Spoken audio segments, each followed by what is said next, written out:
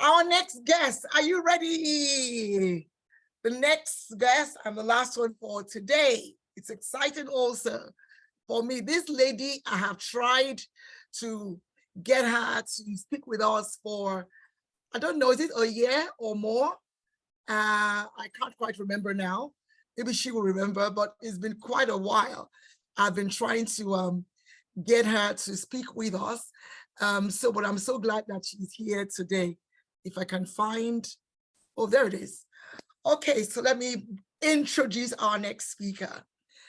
Ijeoma Ugwu is a food and nutrition expert, specialized in the management of neurodevelopmental delays, which something to do with the brain and delay, food allergies, and gastrointestinal disorders. The founder and lead nutritionist at Brain Foods for Guts. She has led many intervention efforts in helping families and individuals living with health challenges to harness the healing power of food and overcome their health challenges to live more productive and happier lives. Ijeoma has a master's degree in human nutrition and dietetics from the University of Ibadan, Nigeria, and in food technology from the Ghent University in Belgium. She is a dedicated mother to her young children, learning and channeling their energy into productivity, but more importantly, striving at raising empathetic individuals who would positively impact their world. Ladies and gentlemen, please welcome Ijeoma Ugwu. Welcome, Ijeoma.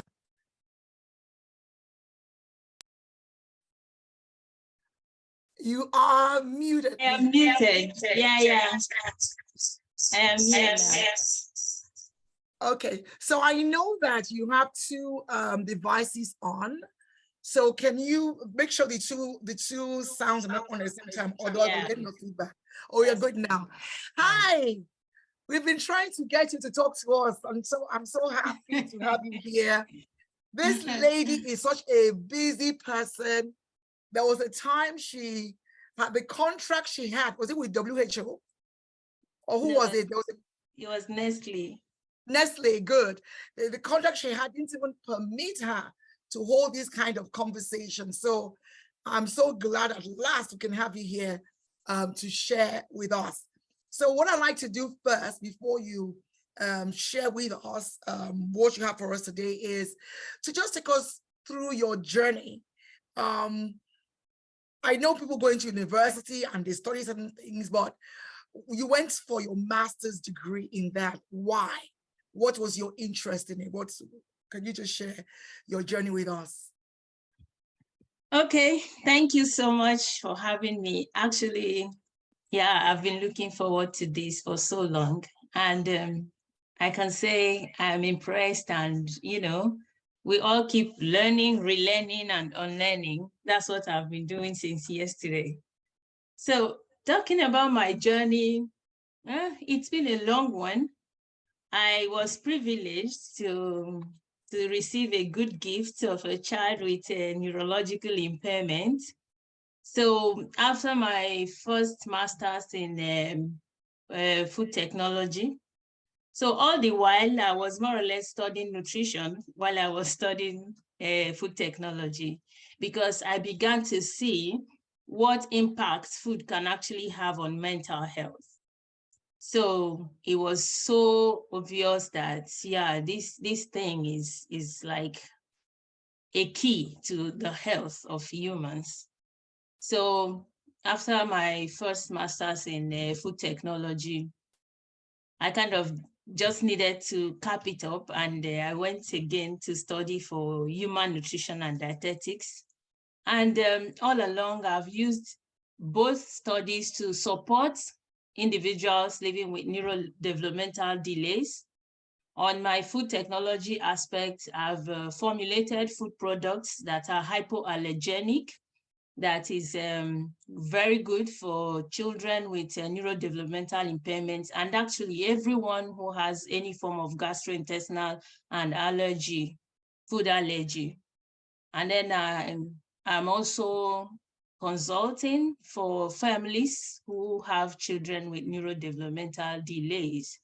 So that's what I've been doing. And presently, I'm also studying for public health, where I hope to use what I have to reach the community.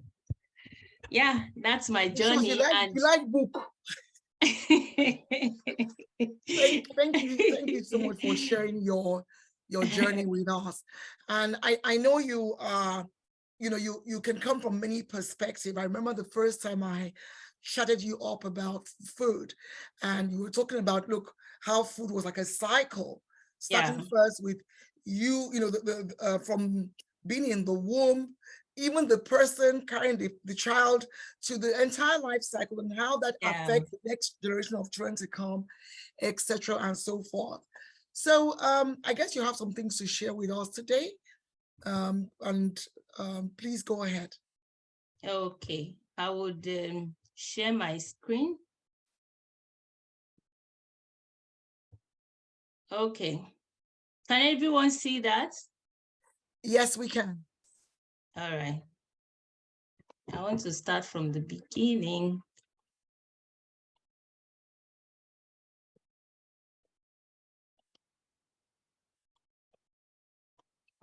This is blocking my... Just a minute, I want to make it to share like PowerPoint, but this is blocking the pin. Let me see if I'll find it here. No, but you can see the screen anyway. Yeah, do you want to check at the bottom? If you go to the bottom. But yeah, this the button of yeah, the button of the Zoom. The button of the Zoom was blocking my screen. Okay. So are we good? Can we see it now? Perfect. Okay. So after you are contemplating on which angle I should come in, being that I'm wearing a lot of caps, we settled to look at nutrition and mental health. And the pastor was very, excited about it. And I couldn't be more excited because this is what I love to do. It's all about me. Actually, if you see, my brand is Brain Foods. So we talk about foods that you eat that works through your gut to impact on your brain. So it's more or less my area. So I am going to start. If you don't mind, there are some things I picked up in the previous speaker that I wanted to kind of just lay to rest. I just wanted to shed some light. And I was going to say, like, I was very impressed, very, carried away with her presentation, Emma, because this is something that not a lot of people know or want to know when it comes to human nutrition. They are more or less somehow hidden or unknown. I don't know how to say it, but a lot of people don't get to know them. I will still talk about the gut health when it comes to, I will still talk about the bone broth when I'll be talking about gut health. But thank you so much, Emma, for the message you carry around, because it's something that goes a long way to help a lot of people, even when they don't know it. And somehow these are some practices that has been practiced a long time ago, and then somehow they just get lost along the way, and people are suffering for lack of knowledge, if you should allow me to say that. So I would look at egusi being high in cholesterol. That's not true, because cholesterol is basically manufactured in human and animal body. So egusi being a plant nutrient, being from plants, can only make much cholesterol. They are not, it doesn't come much. So eat your egusi, they are very good for you. So talking about quinoa, quinoa is one of the two foods that we call superfoods. Superfoods are plant foods that have up to 8 essential amino acids. We know that essential amino acids are mostly complete only in animal proteins, but superfoods are foods that are plant proteins will contain as much as 8 out of the 9 essential amino acids. So quinoa is one, soybean is one, and then our local acha is another one. Acha is actually local version of quinoa. So it's a good food to eat, but like nutrition is always saying, put some break. There is always moderation in the picture. Then when it comes to cooking rice and is it lowering or increasing glycemic index? What happens is that for every plant protein, there is a capsule in the plant cell that contains the nutrients. And that nutrient is somehow surrounded by a cover. And after that cover, there is enzymes. So in this case of mechanical action or heat, the cover breaks open and the enzyme works on the nutrients to break it down. And it happens protein, carbohydrate, starch, everything. So by the time you have cooked food, rice, for instance, the starch molecule has been broken down and the enzyme has acted on it. So at that point, the complex carbohydrate has been broken down to simpler sugar. So that by the time you eat the rice hot, you are eating a normal, a simpler carbohydrate. But by the time you cool it, those carbohydrates will come back together and become complex starch again. But if you heat it up again, the enzymes already died in the first process. So there will no longer be enzymes to break it down anymore. So by the time of reheating, a rice could be more complex than it was as at the time of fresh cooking and consumption. So if you're eating newly boiled rice, you're eating a simpler carbohydrate than if you are warming that rice in a later day. So by the time you warm the rice, the glycemic index has actually increased, not decreased. So those are the ones I was able to put down. I didn't start early, but I hope I was able to shed some light on that. So let's dive in. I hope I'm not talking to myself. Are we together? You're doing very well. Please go on. Okay. So moving forward, I would say why. Yes, hearing you. All right, sir. Thank you. So the question is, why should we attribute health to mental health? And we look at the World Health Organization's definition of health, and we see that it encompasses the physical, the mental, and social well-being. And it must not be when there is no disease. It has to be in when we talk about morbidity, mortality. So one, in the extreme cases, one can be dead, but in other cases, one can be still alive, but is dead. So these are the areas we look at when we are looking at health. It's not just about you not being able to, it's not just about you lying down or in a hospital or sick. It has to be in a complete, well-being for you to say you have good health. But now, today, we are looking at the mental health. And as a foundation, we know that all diseases begin in the guts. Because the gut health is like a root to every other, the gut is like the root to every other part of your body. Because 80% of your neurotransmitters are located in your gut. Like 80% of your nerve endings actually are in your gut. And we say that there's no exam you take that 80% is not an excellent grade. So by the time we have taken care of 80% of our neurons, which are in our guts, I bet the body will be in a very good state.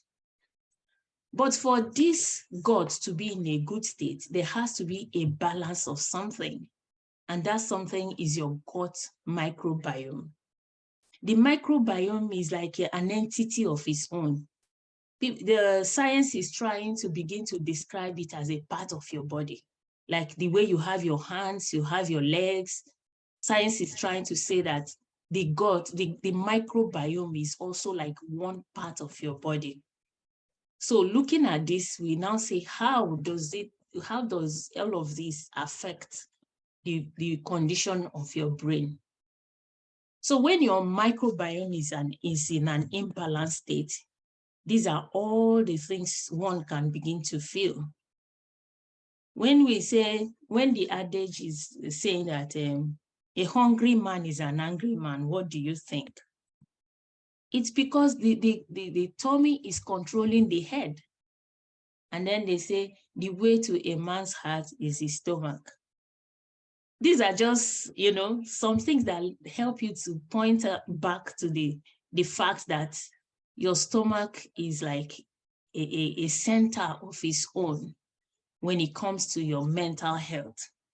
So without a balanced microbiome, one can actually begin to feel all of this brain fog, anxiety, depression. It was during the COVID that we actually had to do a lot of work on a lot of people. And many people were not able to see the connection between what was happening to them and what they were eating. So the food you eat, it has been, from time to time, it will slip out and people say, when you eat banana, it makes you feel good. Why do you think that there are things that people will tell you that when you eat things like aphrodisiac, that when you eat something, it will actually make you feel somehow? That is because the gut and the brain are in a very strong connection. I actually suggested that Pastor should play one of the videos I had made about gut brain axis. If you don't mind. Do you want me to do it now? We will play it at some point. So let me know when you. Okay. Although, sorry, I think you can do that yourself, can't you? I should Yeah, be. okay. So what are the things that could lead to that imbalance? Because if we keep saying gut imbalance and all of that, say, what is it that could actually lead to this? We have stress. When one is actually stressed, they release a certain hormone, cortisol. There is also another video I did on adverse childhood experiences that says that if a pregnant woman is subjected to stress, she releases cortisol, which goes through the umbilical cord and goes into the brain of the child and causes damage to the neuronal process happening in that baby. So for you to see how much stress can actually inflict on your health. So stress can release chemicals that can damage your microbiome. Other things that can do this is medication. Antibiotics, when you take them, they don't know who to kill or who to leave. They go there and they scrape everything. They kill both the good and the bad microbiome. So, and hormones are also culprits. And other things are cleaning agents. And then in some instances, genetics. People's genetics are just such that they may not be able to harbor certain microbes in their system. So what does this microbial imbalance, what can it result to? Actually, you can't just say it like it results to leaky gut. It's a lot of things. I would just please suggest that if anybody wants to go further, I have a YouTube channel where I upload some of these things like every week. So what happens is that if a gut microbiome is imbalanced, if you happen to have something like a heavy metal toxicity, the heavy metals kind of bind the microbiome such that the microbiome, the bad microbes will bind to the heavy metals. And when they are there, it's like they are feeding each other. And when these biome, when the bad microbiome are in a very large number, they can actually penetrate the walls of the stomach. And when they create that hole in the walls of the stomach, this is when we say that a human has a leaky gut. A leaky gut means that there are holes in the walls of your stomach. And let us see what it does.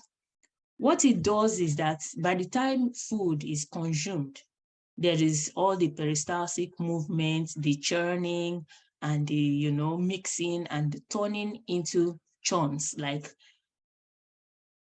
pieces of the food that is now ready to be absorbed through the walls of the stomach.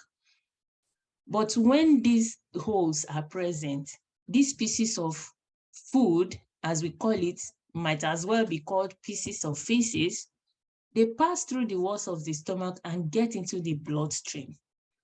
And when they get into the bloodstream, the receptors are usually your liver, your muscles, and the hypothalamus of the brain. And then when they enter, what happens is that the body begins to identify them as toxins. They are no longer nutrients as far as the body is concerned.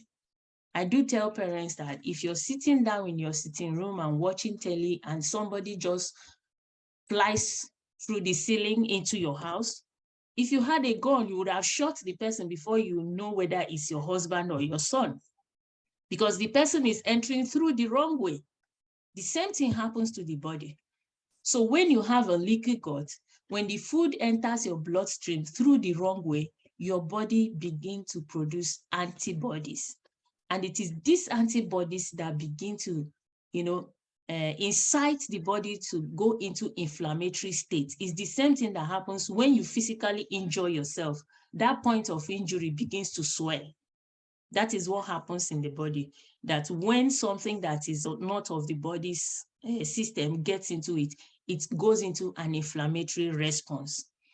So the higher the disorder, what is going on, so the more you continue eating such food, the higher the mental, stress that is coming with it. But I will get to a point where we will have to explain how the mental is connected to how the gut is connected to the mental. So looking at the food that can or cannot trigger these responses. In nutrition, we have 8 foods that we call the giant 8.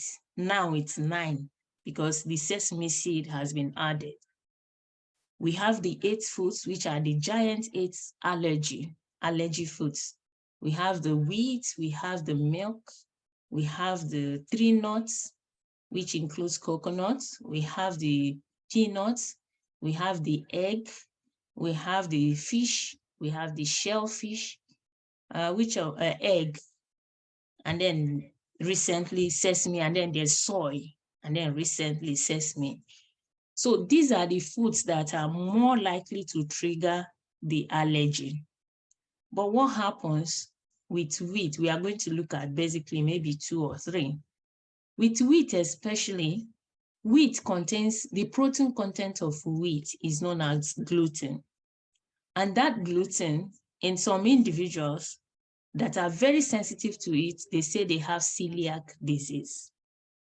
But aside those that have celiac disease, we have people who identify as non-celiac gluten sensitivity.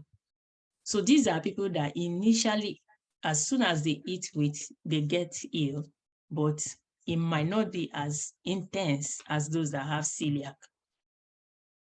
So this is something that was a bit milder a while ago, but with the onset of genetic modification, the gluten is made stronger because it is this gluten that converts to a net-like structure that captures air produced by microbial reaction during bread baking. So it is this gluten that holds it together so that you can have your loaf of bread. So because the technology wants in such a way that you can have optimal benefit from a cup of wheat, you can use a cup of wheat to bake up to 2 bread. genetic modification has strengthened this gluten, the strength of the gluten. So this thing has made it such that even people who were able to break down the gluten are no longer able to break them now. This has resulted to higher gluten sensitivity in the population. The gluten in the wheat triggers inflammation because it allows zonulin into bloodstream. And this zonulin is a protein that modulates the permeability of the walls of the stomach. So this is the chemistry, the biology of it. I think I'm becoming too technical. But yeah, that is what happens. What happens is that the zonulin is present on the walls of the stomach, and then gluten allows the zonulin to permeate the walls and create the gaps that when more food is eaten, they tend to go into the bloodstream and cause the trigger, which results to inflammation. So when this whole process happens and the endotoxin is inside the bloodstream and then inflammation is triggered, what happens? It happens that this process increases anxiety. If we know children on the spectrum, what happens is that a child will just sit down in 1 minute and then in the other minute, he or she is screaming. And you will be wondering, why is this child screaming? Nobody beat him. Why is he screaming? It is as a result of the inflammation that is going on. The inflammation is like when you have a boil and the boil is, the way the boil will be doing as if he's breathing and you feel the pain.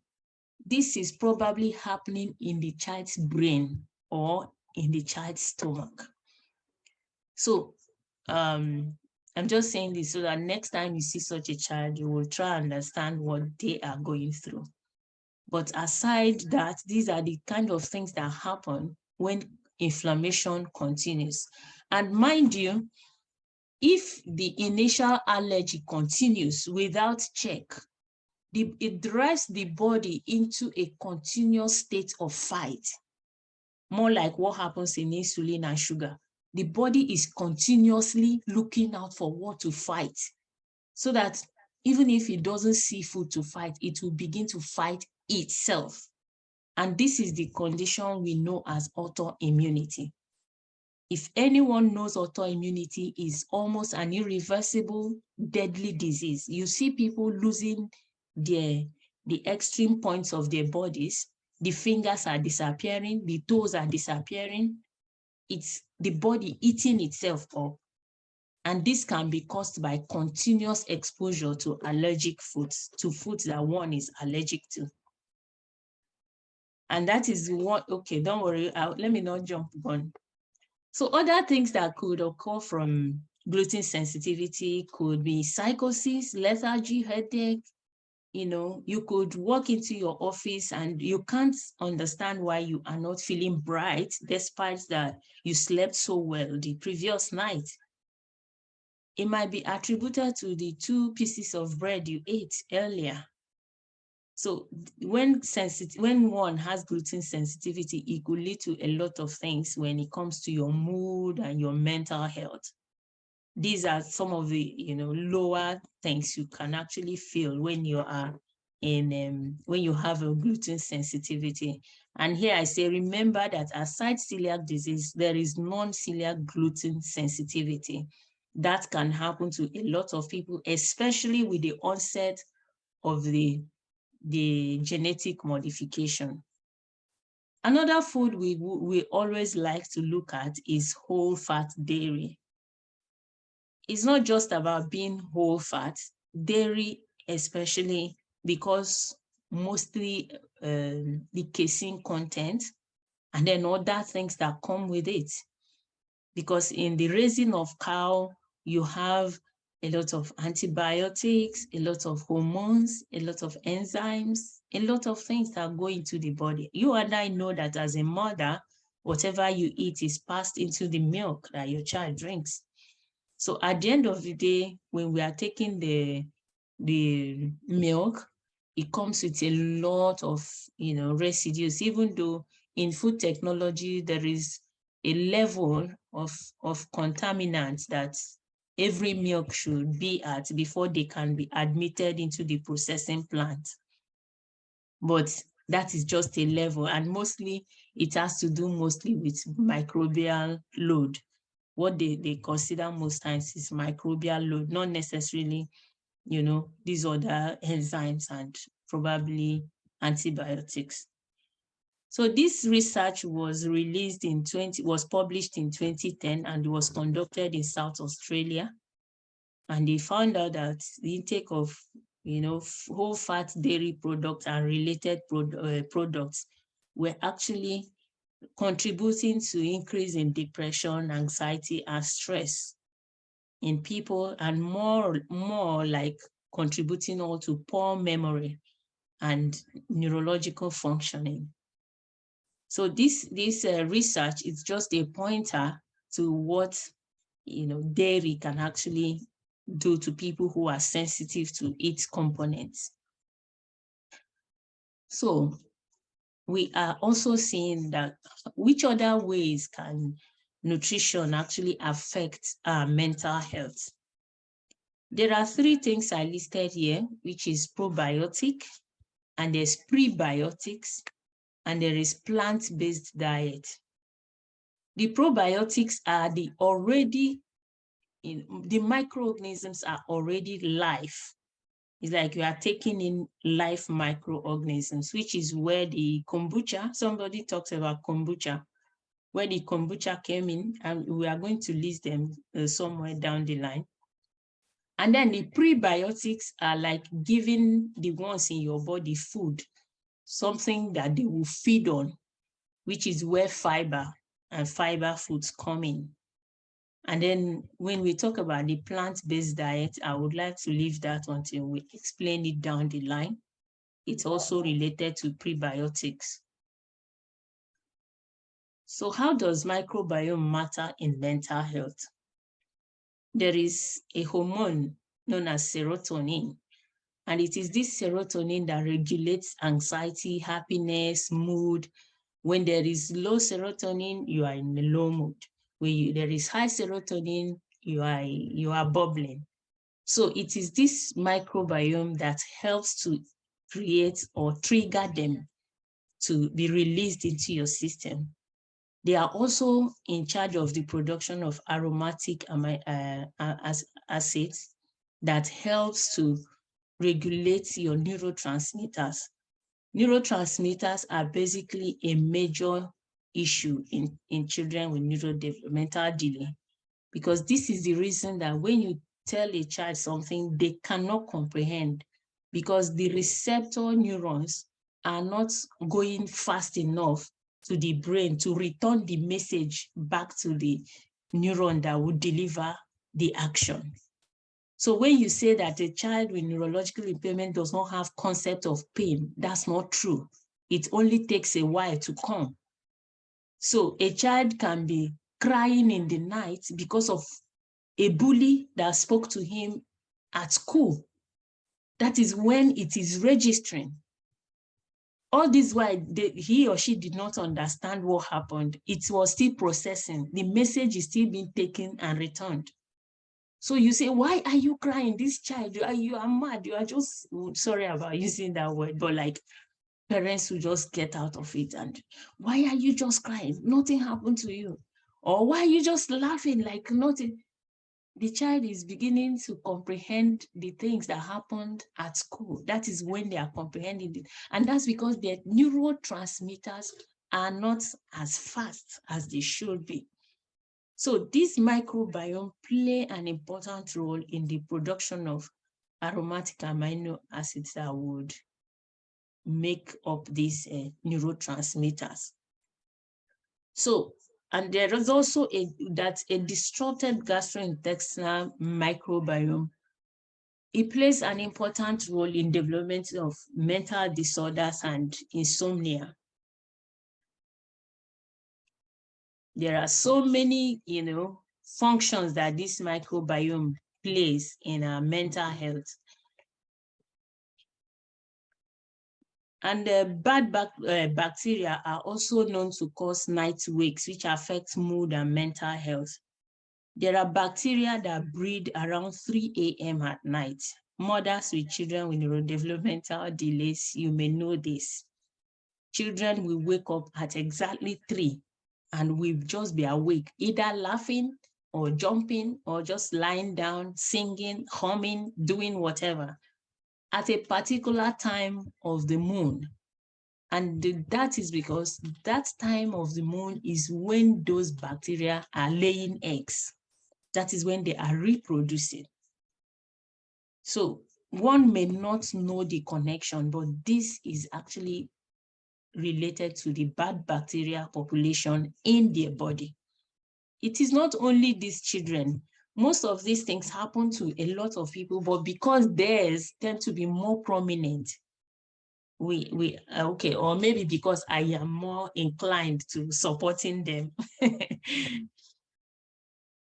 So this is what goes on with our microbiome. And we ask, what else does this microbiome do? They said it metabolizes short-chain fatty acids.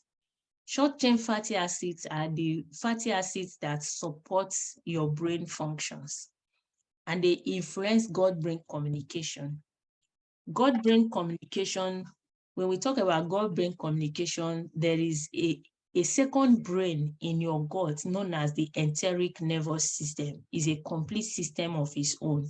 That is why we say we have a second brain. I also have a video on that. I don't know. There is a second brain. I said, do we have a second brain?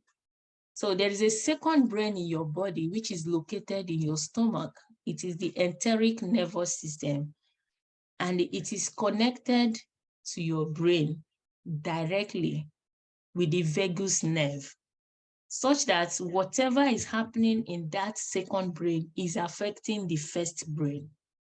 And that second brain has a whole lot of its own mind, like it can do and undo whatever it likes without seeking permission from the first brain. And it can actually control the first brain if you actually know and reason back to your body what happens to your brain when your stomach is in a very bad situation. So how else does it affect our health? The folic acid, I said folic acid here because this is what it comes out, but normally the healthy part of it is folate. The methylation cycle is a cycle that ends up producing glutathione, and it is the glutathione that helps the body to detoxify. That is why a lot of people want to believe that vaccine could have caused their children's problem. The problem is actually that the child's body does not have a good detoxification system to get rid of the byproducts of the vaccine. So a lot of people do not have efficient methylation cycle. And this microbiome help in the production of that folate that helps in proper functioning of that methylation cycle. And probiotics also help to reduce inflammation, which helps to improve fertility. And the enzymes, several vitamins, vitamin B, vitamin K, and we know what the vitamin K does. In fact, in developing countries, I don't know, I think they gave to my last baby at birth, but a lot of people still don't do it yet. But because of how important it is when babies are born, they now give them vitamin K. So the blood clot can be much more efficient. So, but my good microbiome will actually help your body to produce some of these vitamins. So when you see some of these behaviors, when there's digestive disruption, skin diseases, just like Emma already pointed out, hyperactivity in children, sleep disorder, teeth grinding, inappropriate laughter, you begin to suspect parasite overgrowth. You begin to suspect an imbalance. Something is no more as they should be. Do you need to consume prebiotics. How do you get them in your diet? These are some of the few ones that you can actually but basically most fiber will provide you with prebiotics. Prebiotics is like just having food material present so that these few microbiome in your body will have something to feed on. In my own practice, I usually discourage it for some children, because if a child is already suffering from overload of the wrong ones, what happens is that when they take in prebiotics, the bad guys who will still fight more, they will still feed better, and it gets worse. That's why some of them don't do well in Nemetschek protocol if they already have a lot of overgrowth. But if a child is not having issues with overgrowth, prebiotic helps to help the ones inside to feed well and grow and proliferate and fill up the space. So I'm always giving this caution when it comes to prebiotic. But when it comes to probiotic, anybody can take probiotic. There's unpasteurized yogurt. Mind you, unpasteurized. A lot of the yogurt on our shelves are just fermented milk. People ferment the milk and pasteurize it so that it can stay longer on the shelf. But fermented milk can only benefit you because the glucose is already broken down and, you know, good flavor and all of that. But the microbiome aspect of it is gone because by cooking, you've killed all of them. There is also the sauerkraut, which is something you can do in your kitchen. I actually recommend it over store-bought probiotics because this one you are sure of what you're getting. Just put some veggies inside a container or water and stay there for a week or two and you have your probiotics. There's kimchi, there is ugba, our own ugba in Nigeria. So far you don't overcook it before the food. And then basically all fermented foods, all our iru and ugba, our own in my locality, ugba. And ugba, why I put ugba, we call it actually akbaka, but the ugba is like the more general name. So why plant-based food? Plant-based food can improve gut health in as little as 5 days. Why? Because they contain varieties of microbial population. Remember when they are in the farm, they are out there. Look at, we like using cabbage for sauerkraut because it covers a lot of microbes. Because inside the farm, the cabbage grows like leaves like this. Then after about 1 month or 2 months, it starts coming back together. It starts folding and folding and folding and getting thicker and thicker and thicker. So all of those microbes it has collected, spread out, is remaining inside. I haven't seen anybody that will open cabbage one after the other and be washing them.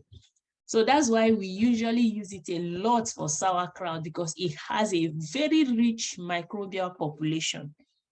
So in plant-based diet, you are practically just harvesting all those microbial population, and the type that is in one plant is not the type that is in another plant. It's not the type that is in another plant. So by the time I eat cabbage and I eat okra and I eat bell pepper, I'm practically diversifying my microbial population. And then there is also what is called phytochemicals. Phytochemicals are natural things that God put in plants to help them to also repel plants and, you know, sustain themselves. Some of these phytochemicals are anti-inflammatory. Some of them are antimicrobial, which they use to ward off infection. Some of them are anti-cancer, actually. So some of them perform a lot of things and they come in different colors. So the kind of phytochemical you get in purple cabbage is not the same phytochemical you get in white cabbage. And it's not the same phytochemical you get in carrot, because each color represents a different type of phytochemical. So by the time you gather all of this, when you put a colorful plate of food in your stomach, you are not just gathering phytochemicals, you are gathering microbial load, you are increasing your gut health. So first steps in addressing nutritional challenges, it's not just in special needs. You need to identify and then eliminate food intolerances. Food intolerances can be a huge impediment, like we have already seen. It's not just about a child being restless. It can go from being restless. We know that allergies can be fatal sometimes. When allergy triggers an inflammation, and that inflammation happens to be in an area where the windpipe, it can kill. And from time to time, we see people who actually struggled to be alive after suffering from an allergy. So that is the danger of an allergy. So for you to have a good microbial, a good gut health, for a better brain health, identify and eliminate your food allergies and intolerances, restore your microbiome, heal your gut, and protect your body from infection and toxicants, and detoxify the body. When we talk about healing the gut, that was very well. I know the bone broth had a lot of attention, and I loved it because it was reducing my own job for me. We heal the gut using the bone broth because the gelatin is like a cement that is helping to seal those walls of the stomach that we identified as leaky gut. So it helps to seal the walls of the stomach and help to recover the intact wall of the stomach. One other thing we have been able to do in Nigeria is that we use cow leg to make bone broth. We kind of alternate, but there is one danger if you have. That is why nutrition is more like a bio-individual thing. I practice bio-individual nutrition. Okay, when it comes to bone broth, if you're having challenges with histamine is a biogenic amine, and it is produced when protein is cooked for a very long time. So if you're having issues with histamine, it comes like an allergy too. If you're having issues to histamine, which we tend to believe that a lot of children on the spectrum do have, we usually advise that you cook your bone broth for a shorter time so that the histamine does not go into biogenic, so that the protein does not convert to a biogenic amine. So in a making of bone broth, if you are someone who is sensitive to histamine, we usually advise with a pressure pot, you cook for an hour, 30 minutes. With a normal pot, you cook for 3 hours. And when we add herbs like celery is a very good vegetable for healing the gut. We add things like celery, we add carrots and ginger, and it comes out so well. What we do is that, what we advise mothers is that if you use the cow leg, when you're done cooking, you blend the celery, the remnants, there's the cow leg remnants, the celery and the carrot, you blend them together. There is no bouillon cube that is sweeter than that thing. You can use it to cook anything. And you can swear, people can swear that there is bouillon cube in this soup, but no, it is celery. That mixture is very good. Aside increasing the gelatin content of your food, it is also giving it that taste, and nobody is missing bouillon cube. I have not used bouillon cube in my house for the past 12 years, and nobody misses it. Even when I host people, I don't, and nobody misses it.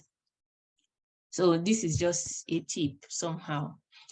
So when it comes to infection and toxicants, remember when I said, if your body has infection, whatever you're eating, the infection is just taking it. You will see a child that is eating, and the mother is just like, this child, you can eat, and nobody is seeing it in your body. The first step is to go and identify if the child has infection. Some infections are just there consuming the body, eating up the body. And when there is also infection, there is a heavy metal toxicity. This afternoon, I sent out a video on heavy metal toxicity. There is heavy metal toxicity encourages the infection to continue staying, so that even when you think you are giving the child things like antibiotics, it's not killing it because it is living inside a host, which is heavy metal. So for you to begin to do all of this, you start detoxification. And for detoxification, we usually recommend things like Epsom salt. Epsom salts can rid the body of heavy metal and at the same time supply the body with good amounts of magnesium while detoxifying using its vasodilatory effect. I think I'm taking too much time. So, but you do all of this with the help of a health practitioner. So these are some references. It's not much. These are just two of it that you can actually look up some more and learn some more. I thank you so much for bearing with me. I can talk from now till tomorrow and I won't still finish. Thank you. And these are my contacts. While we answer questions, I may be dropping some links of YouTube channel where you can see a lot of videos about what I've just spoken about, and they keep coming. There is a lot to say, and I can't finish saying it at once. So if you want to just keep up with it, please get there, subscribe, and be a part of the community, and they will keep coming. Thank you so very much. Ijeoma Ugwu is my name. Brain Foods for God. Thank you. Thank you so much, ma'am. Thank you for your time. Thank you for the wealth of information you have shared with us tonight. We are grateful. So we have some questions that we're going to be asking. Some questions dropped on the chat group, on the chat box while you were speaking. So I'll be reading them out to you so that you can answer them. Yeah. Just a second, please. Oreme, Okay, I want to add someone to this, Irene, because just to add, where is Irene? Okay, all right. Okay, Irene, you can also please join if you need to contribute at any point in time. Thank you. Please continue, Oreme. Okay, so someone asked, ma'am, where is the guts located? Because you kept mentioning guts and guts and guts. Should I just go ahead and be answering? Yes, please, so that the questions don't get mixed up. Okay, the gut is actually located in your stomach. That is your gut. Your stomach is just where your gut, that's just gut.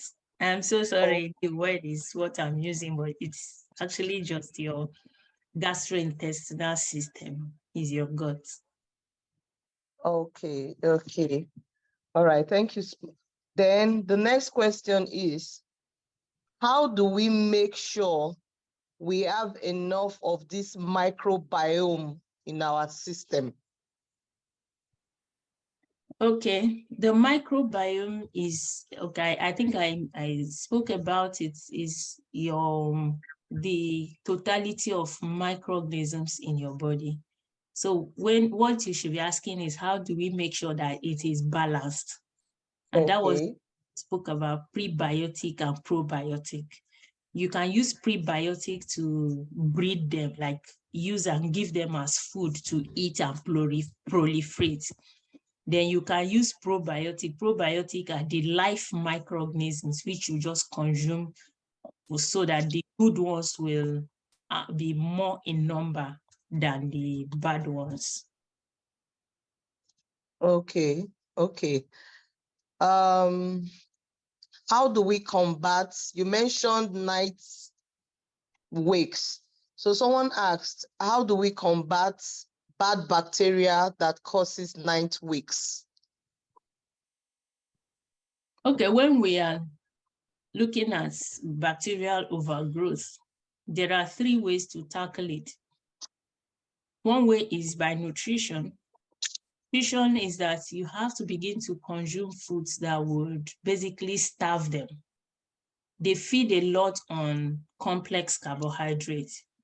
So when you eat complex carbohydrates, they don't get digested in the small intestine, and they go down and they get fed on by this bad bacteria in the large intestine. So you start by eating simple carbohydrates. We call it specific carbohydrate diet more. And then by eating that, you are starving them. And then you can also use natural antiviral, things like oregano. I'm not asking anybody to go and start having them. I'm just saying things that one could use. Things like oregano oil. These are more natural but effective antibacterial. And then you also apply the probiotics. And if you're doing antiviral and the probiotic, you don't do both of them at the same time, because one is killing the other. So if you have to do that, you do one 4 hours apart from each other. So you do these 3 things: nutrition, probiotics, and maybe antiviral. Then if it is a bad case, you may have to add detoxification. Like I explained, if the child is battling with heavy metal toxicity, one, you have to get rid of that for you to be able to fight the microbes, because as long as the microbes has a place of rest, like something that is protecting them, they will not let go. Okay. All right, ma. Talking about heavy metals toxicity. So someone asked, could you please list more ways to detoxify heavy metals? Okay, I just put on the video about the heavy metal toxicity now. Okay. The best way to detoxify heavy metal toxicity, well, I can't say the best way because there are different types of heavy metal toxicity. You could have, the biggest ones are the mercury, the lead, and then mostly in our environment, aluminum because of our cookwares. And then you also have the cadmium and these other fewer ones. So the most gentle way usually is using Epsom salt bath and then spray. This is like one way. There is also the sauna bath. One can be under the heat and you are sweating really out. But there is also the big one that has to be done with the supervision of a healthcare professional, which we call chelation. Chelation is simply you take a substance that can bind onto heavy metals. It works with what we call half-life. Half-life is the length of time that chelation can retain its strength before it gets weak. Some chelation agents have 4 hours, some chelating agents have 8 hours. So if you're chelating with one that has 4 hours, it means that every 3 hours, you have to give a new one so that it can pick the metal from where the other one is stopping. Because if you don't give, and let's say it picked the metal from the ear, and then it's going out and it drops it on the heart, and there's no other one to pick it up from there, you'll be damaging the heart, right? On this one, I'm just explaining the scope. Nobody should do it without a proper knowledge of it and maybe a guide from a healthcare professional. But the gentlest method, which everyone can do on their own, is Epsom salt, and the sauna bath. There are some herbs which we use in cooking that can actually also chelate. But the danger is also about that half-life. So using the herbs, you should make sure that you don't have like a heavy load, that your load is not high. If your load is really high, and you use the herb, you might still be harming yourself too. All right. Thank you, Can you Ma. please ask, there's a question that was posted as a follow-up on what Ijeoma is saying. Mm. The one Okay, that Ma. says, can you please clarify about, can you read that, please? The one posted by Dr. Edith. Okay. I'm searching for it now. Oh, don't worry, let me say it to say, Okay, yeah, it thank says, you, Ma. can you please clarify, is the overgrowth secondary to virus, since you're recommending antiviral? Viral. Oh, okay. So And then the it says over, clarify how to use Epsom, how? how to use Epsom salt. Okay, for the first one, with research, it's been found that most times when this is more like I am looking more when you see that I'm always like referring to children with neurological impairments. We see that most of them usually have most of Candida albicans. So it's more like viral load. They used to have high viral load. So, and it's been shown that a lot of times antiviral really calms them down a lot. So, but what happens is that something like oregano, all the natural ones are more like antimicrobial, but much more in the viral load. The viral load is usually the one that causes a lot of concern for them. And then when it comes to Epsom salt, you use it by putting it in water, then the person soaks. We recommend using a bathtub. So in a bathtub, please pay attention. In a bathtub, you use a spoon for the first time. Why a spoon? Because Epsom salt, another name for it is magnesium sulfate. It is vasodilatory in nature. If it is a doctor that posted this, you should know that when a woman is having preeclampsia, they basically just inject the Epsom salt into their body to dilate their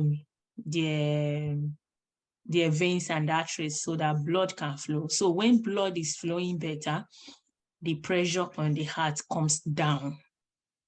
So with the vasodilatory effect, it is recommended that you don't start in huge dose, because if you start with plenty of the Epsom salt at a time, if you are prone to low blood pressure, that could be a danger. People could get like weak.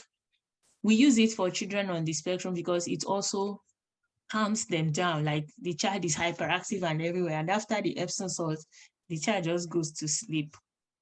So with this, the Epsom salt is vasodilatory. I just wanted to make that clear. So if you are using it, you use it small at a time and keep growing. And then you don't use more than a cup, the cup of baking, the baking measurement cup. You don't use you don't use more than 1 cup in a bathtub of water,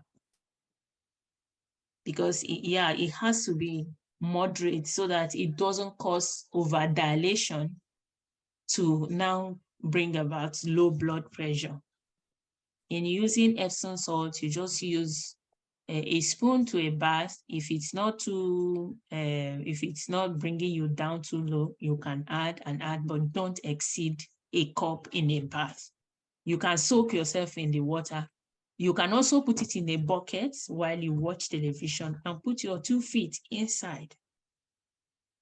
You can sit down. If you don't have a bathtub and a big bowl, you can go in your whole body. You can just put down your feet inside it and let it soak up until your knee level or anywhere that it gets to you, and be there until the water gets cold.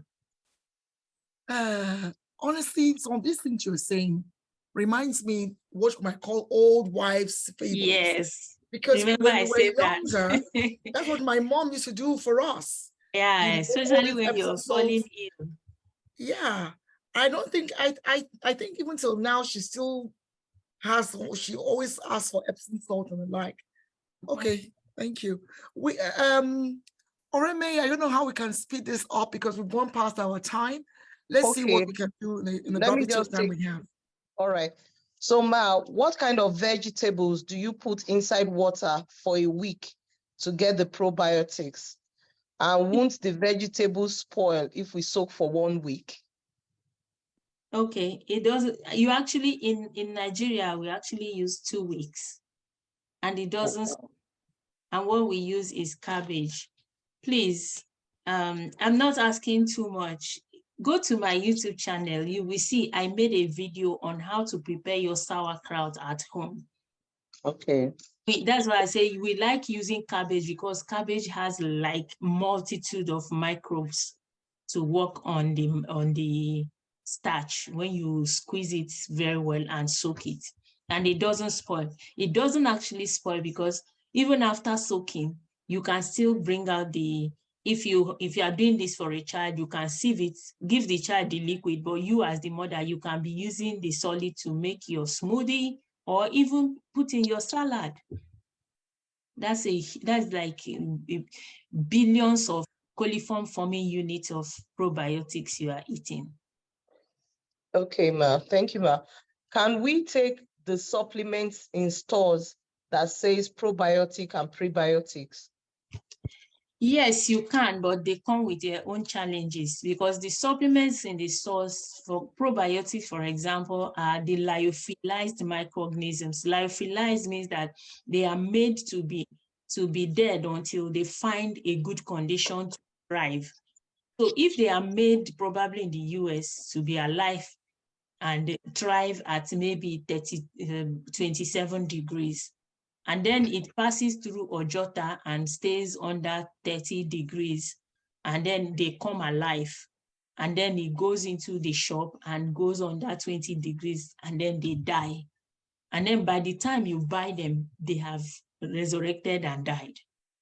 So that's why sometimes if you want to make yogurt, you put your sachets and it doesn't rise because it's dead. So ones in the market are probably dead because they are lyophilized to resurrect in good condition, and they are probably done that and died by the time you buy them. But the one you make in your kitchen, which is your sauerkraut, is as alive as anything. But I also say, instead of not taking anything, you can still give it a shot, the one in the market. Okay, thank you, Ma. So I'm just going to take 2 questions and that will be all for tonight. So are juices or smoothies, are juice or smoothie cleanses useful? What is an effective way to rejuvenate your gut health when starting a healthy diet? Juices and, well, I won't say juices, smoothies. I don't recommend juices. But smoothies, you can use smoothies and raw fruits to rejuvenate. This is happening because you are kind of giving your system a break from the work of digestion by eating these things. You are kind of leveling it out and giving them a break. It is also what specific carbohydrate diet does. You drink only soup for a long while, soup, non-starchy carbohydrates. So you are kind of giving your body a break. Then if you do it enough time, you are kind of starting again like the stomach of a fresh child. So juice, no, not juice, smoothie break or smoothie, whatever you want to do, is a good way, as long as you are sure that you're not putting your body into a stress, because some people may have issues with carbohydrate diet, carbohydrate level. Some people who have what we call mitochondrial dysfunction require carbohydrates at every, interval of time. Otherwise, they will start breaking down. So if you must check with your health practitioner if your body is okay to tolerate low carbohydrate, because it can be a huge problem for some people who cannot tolerate it. Everybody's body is different. That's why we say bio-individual, personalized nutrition. All right, Ma. So my last question for tonight Someone says she's confused by simple and complex carbs. She says she always thought that we should avoid simple carbs. Yes, So, simple carbs are like, okay, you have what we call monosaccharides, poly and disaccharides. So the polysaccharides is like you have brought 5 and 6 different monosaccharides and string them together. So those are more hard. So assuming you are churning, you have eaten them and you are digesting them. Some of them will be digested at the beginning and some will still remain that will go down and then feed the bad microbe, assuming you have a microbial overgrowth. But if it is simpler sugar, not simpler sugar, but simpler carbohydrates. Let me just give an example of the difference. When you have plantain that is not ripe, it is a complex carbohydrate. But when the plantain overripe, like really ripe and soft, it is a simple carbohydrate.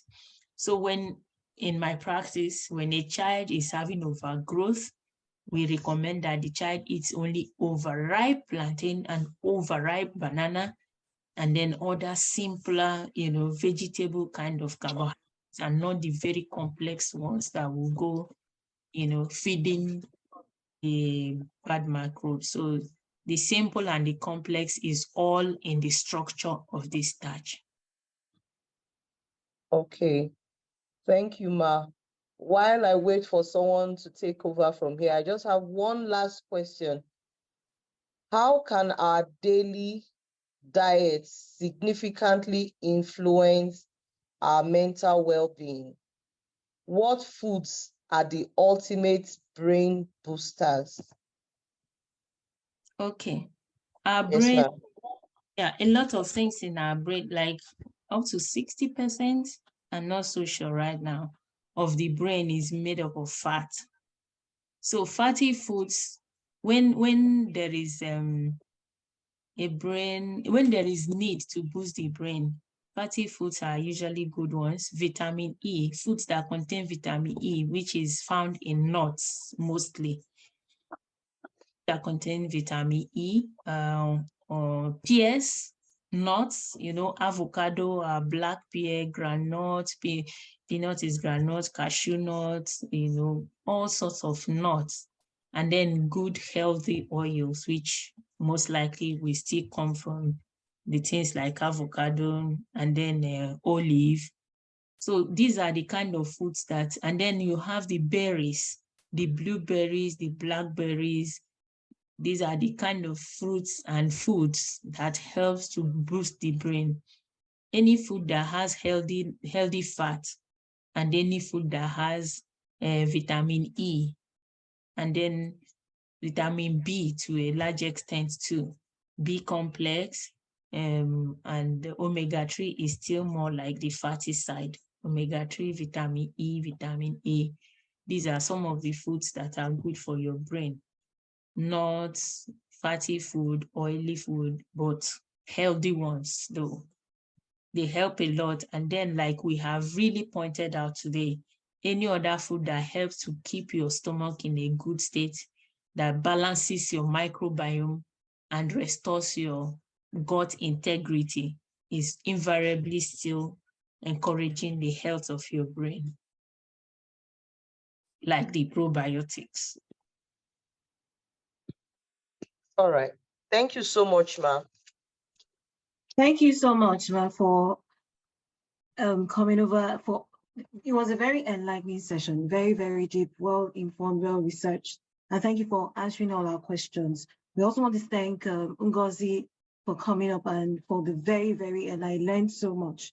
Thank you so much. So I will be handing over So sorry, to Pastor so T. sorry. Oh, Yes, I'm I'm handing over to you. Yes, so because we have gone 26 minutes above our way schedule, so above we're handing time. over to you. Yes. Yes. So good evening, everybody. Once again, it's been an amazing time. You'll all agree with me. And yes, we took time, really went out because we spent a lot of time. But I believe that we have all been tremendously blessed by the discussions that we've had today. Just before we close, I want to invite Irene Iwerebor, just to give us just a short addition to everything that we've had, and then we call it a day. So Irene, can you unmute yourself? Just give like a sentence or two. Yes, I believe I'm unmuted. I hope you can hear me. We can. Great, great. It has been an amazing session with Emma and Holistic Health, and also with Ijeoma Ugwu about God Health. It's been a lot and absolutely very good. All I want to add is that these days, I'm not sure if you're all familiar with two words I will use. One is allopathic medicine, and the other one is homeopathic medicine. The allopathic medicine really focuses on treating symptoms of disease. And that is where we're taking things like medication, going for surgery and procedures. Now, the homeopathic medicine is really where we all want to be. That is the natural medicine. And as Emma said earlier on, food is medicine. And this alternative way to take care of ourselves with food is the best way. So basically, the principle of homeopathy is that like cures like. It simply means that every sickness in someone, there's a cure for it in what we eat, in our lifestyle.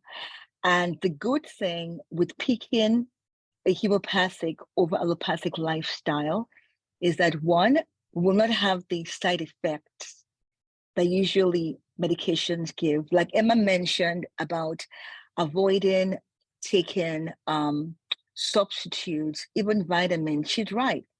If you can help it, don't. But what happens with most people is that our lifestyles, either it's busy or we just don't have time to cook, we end up substituting. So if that's the case, by all means, substitute. But the other thing about homeopathic medicine is that it's non-invasive and it's sustainable. You don't have the cost of most medicines. So like Ijeoma mentioned about good health, and by the way, I thoroughly enjoyed the discussion about the leaky gut syndrome, because that is such an area that many people don't understand. You know, I actually felt like I was back in school, but thank you. You broke it down in a way that made sense. Like even inflammation, that word inflammation is gotten from a Latin word inflammare, meaning to set on fire. Why do we want to eat foods that will set our system on fire? You know, but that is what happens. You know, many times we eat foods that just set us on fire and cause inflammation. And so avoiding trigger foods is things like dairy. My family knows I'm one who 100% promotes a plant-based diet, period. I've been vegan for going on about 7 years now. So no matter what, I promote the plant-based. However, I welcome and I appreciate whatever gives anyone good health, because basically health is about knowing your body and knowing what works for your body. So it may seem like a lot of work, but if everyone takes time to maintain an eating journal, you get to know what kinds of food you eat that puts you in a certain mood, and what kind of food you eat that makes you more energetic. You can keep a journal for 2 weeks, maybe 21 days, because rule of thumb, it takes 21 days to break a bad habit. And that is one way to know, not because you have allergies, but also a way to know your body and also know what to eliminate from your diet. Bone broth may work for some people, it may not. Celery is what I would use being vegan, but there are many things we can trial and error. Food is trial and error. I don't really care for rice. I will eat it, but I, for one, prefer quinoa because I think quinoa has more nutrition, but quinoa maybe grows for someone else. So these are all things we really have to be our own doctors in this case. And it all starts with keeping a journal. You know, keep a journal. What works for me? Where do I feel the most energetic? Where do I feel the most happy? Really, like, Ijeoma said, what are you eating at a certain time? About 3 a.m., children waking up, very energetic. It's true. It's their system. But, unfortunately, our culture will think that something wrong with the child and maybe start praying. But that is not it. It's the bacteria at work. So it's I really enjoy this session. I would love to say more, but I know we're pressed for time. But I do want to extend my thanks to everyone. Even the questions were amazing. It's been an incredible time. So I look forward to more sessions like this one, and I do appreciate it. Thank you. Thank you so much, Irene. Thank you so much. Guys, we're going to have her come to talk to us the next time we have Watchers Wellness. Honestly, I couldn't have imagined that this could have been so rich and so enlightening. Oh, I'm sorry. I forgot to add, for when I do come to talk next time, I guess the end of the year next year, I just want to mention to everyone that I do, and my sister knows this, I do have a book coming out probably the end of the year, and it's called The How to Live Without Medication Guidebook. And it talks about 50 common health conditions that can be resolved naturally without medication. But it's not a walk in the park. It will take some effort, but can it be done? Absolutely. It's homeopathic. Thank you. Thank you. Thank you. I'm just so proud of everyone. I want to say great thanks to our amazing team, to Sister Fumi, to Sister Oreme, to Sister Duni. Thank you to Pastor IJ, to Sister Funke. I hope I have not missed somebody else, as Ramide, the entire team that have been at work. So all the great team on food and your health. We'll be having more conversations there to see how best we can serve you even on this journey. It's been a great 2 days. And my prayer for you and for me is that we'll take it back like Ijeoma told us. This is individual. It's bio. Each person has to discover what works for them. At the end of the day, a body you have given me to do your will, oh God. And we want to live healthy. There's always a spiritual part to it, but there's also the natural part to it. So until we meet again next time, I want to say God bless you. It's been an amazing 2 days, and I'm so proud of all of you that have been part of this journey. God bless you. God bless you.